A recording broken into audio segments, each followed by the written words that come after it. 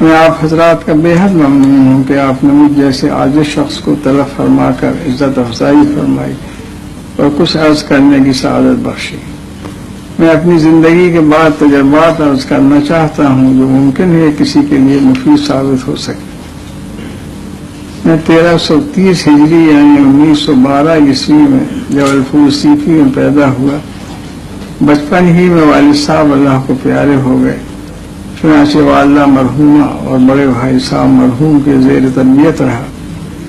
قریب 4 سال کا تھا تو اکثر بیمار رہتا تھا۔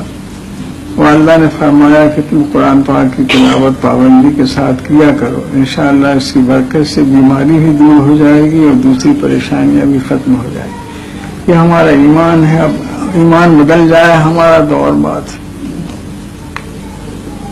میری والدہ نے میری تربیت کے لیے ایک عجیب اور مفید طریقہ یہ اختیار کیا تھا کہ وہ مجھے سنا کر دوسری خواتین سے فرماتی تھیں کہ میرے بچے کو پڑھنے کا اتنا شوق ہے کہ اسے کھانے تک کی پرواہ نہیں، میری اجازت کے بغیر کہیں نہیں جاتا اور نماز کے لیے مسجد ہی کو ترجیح دیتا ہے۔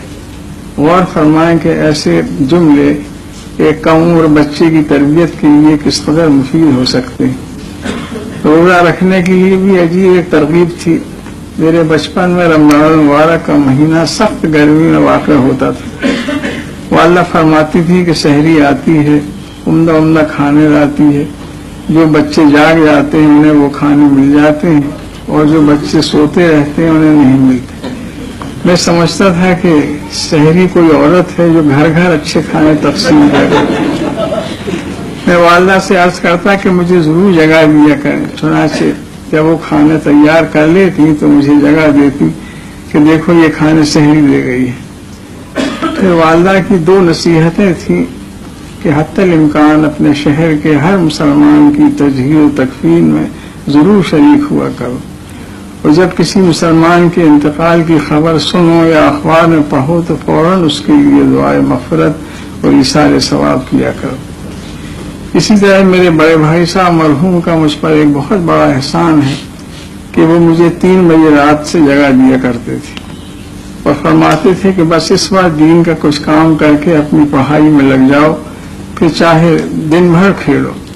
مرحوم نے میرا یہ معمول بنا دیا تھا جو بچپن میں تو ناگوار تھا، لیکن میری زندگی کی کامیابی کے لیے یہی سرمایہ خیر ثابت ہوا۔ اب اس علم و حکمت والے اجلاس میں ایک خاص بات بھی عرض کرنا چاہتا ہوں کہ میں جب 10 سال کا تھا تو میرے نانا صاحب خواب میں تشریف لائے، حالانکہ وہ میری پیدائش سے 12 سال پہلے فوت ہو چکے تھے۔ انہوں نے فرمایا کہ تم نہار منہ زعفران کی 4-5 پتیاں تھوڑی سی شکر کے ساتھ کھا لیا کرو۔ مجھے یہ تو نہیں بتایا کہ کس مقصد کے لیے ہے، لیکن اس کے استعمال سے میرا حافظہ اس قدر تیز ہو گیا کہ پورے شہر میں کوئی طالب علم میرے مقابلے کا نہیں تھا۔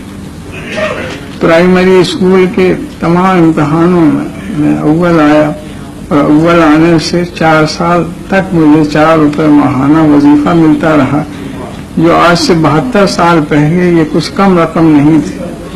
پھر علی گڑھ میں بھی مجھے نمایاں کامیابی حاصل ہوتی رہی۔ اب میں علی گڑھ کے بعد محسن اساتذہ کا ذکر کروں گا۔ میرے محترم پروفیسر رشید احمد صدیقی صاحب مرحوم، ان کی تحریریں علی گڑھ کی زندگی کی جیتی جاگتی تصویریں ہیں۔ زندہ